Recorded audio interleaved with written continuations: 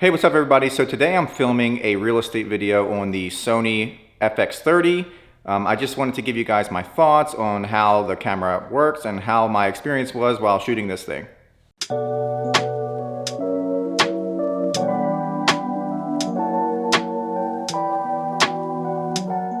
We're just gonna go ahead and start with the gear that I'm using today. I'm gonna be using the DJI Ronin RS3, not the Pro version, just the regular version. Obviously the Sony FX30 and the Sony 11mm 1.8 with a Moment ND 2 to 5 stop on top of that.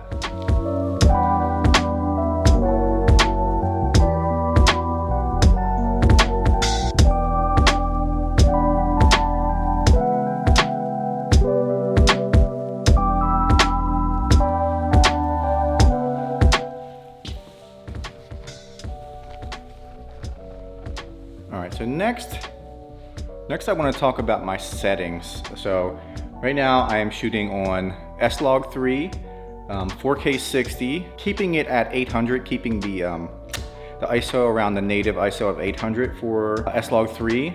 Obviously I'm using the 180-degree rule with the shutter, so I'm at 1/125, and I'm fluctuating between f2 and f4 right now, and usually f2 might be a little too shallow for real estate shots, but since this is a crop sensor, f2 actually gives you a little bit deeper depth of field, so it's working out pretty nice.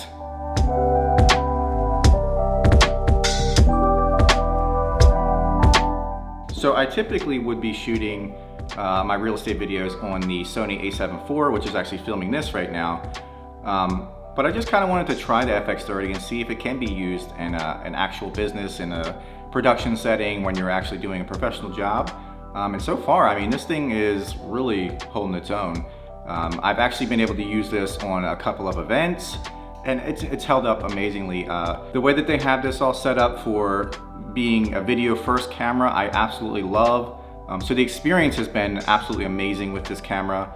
And one big difference I do notice between the two of them is that the A7IV, when you shoot 4K for a while, it does tend to get a little bit hot. Nothing too crazy yet. I mean, it is winter time where I'm at right now, so I haven't really put that overheating to the test yet, but the FX30, I've shot over an hour and a half straight with 4K, and it's just like you pull it out of the bag. It's not hot at all.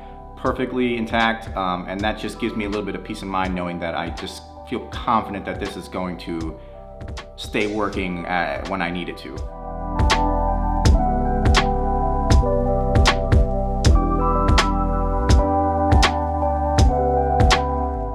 You know, the other thing that I'm really noticing with the FX30 is that the dynamic range is actually, it's very good.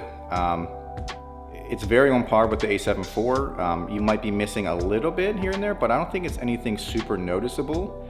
And I love the ability to be able to shoot in 4K 60 with no crop, but technically, since it's a crop sensor, you are cropping, but the fact that it keeps the same field of view and you can have a lens that's super wide on here is absolutely great.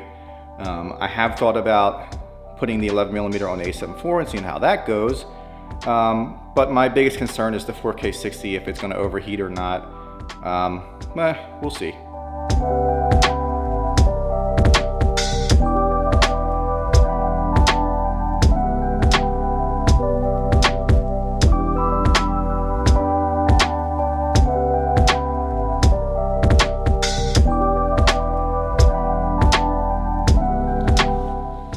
Okay, so what are my final thoughts on now shooting this entire property with the FX30? I love this camera, I really do. Ever since I bought it, I've been wanting to use it every single day. I love everything about it, the usability, the way it's set up, the codecs, the way it matches so easily with the A7IV. I love everything about this camera. The one thing that everybody keeps talking about that is a downside to it or whatever is that it's a crop sensor, which I don't understand because the Blackmagic Pocket 6K is a crop sensor. There are a ton of big productions that still use crop sensors, Super 35 sensors. So I just don't think that that's an issue anymore. There are still people that think that crop sensor means not professional. I think it has a stigma to it, but I can promise you that with this camera, this is not the case. This thing is amazing. The low light is so much better than people give it credit for. They keep comparing it to the A7S3, the A7IV, these other full frame cameras that are just ridiculous. However, I have not encountered a situation where I couldn't crank the ISO and be happy with the picture. No matter what you do, if you have zero light in a room and you're trying to shoot something, it's never gonna look great. So this is perfectly usable.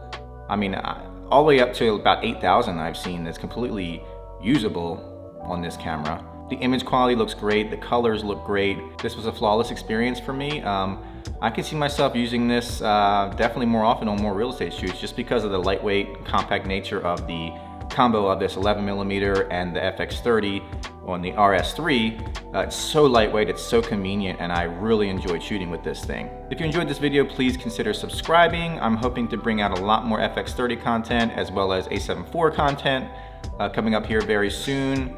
Mostly in production use and kind of me doing things with them. I'm kind of over talking about camera specs and all that type of stuff. So yeah, hopefully see you guys in the next one.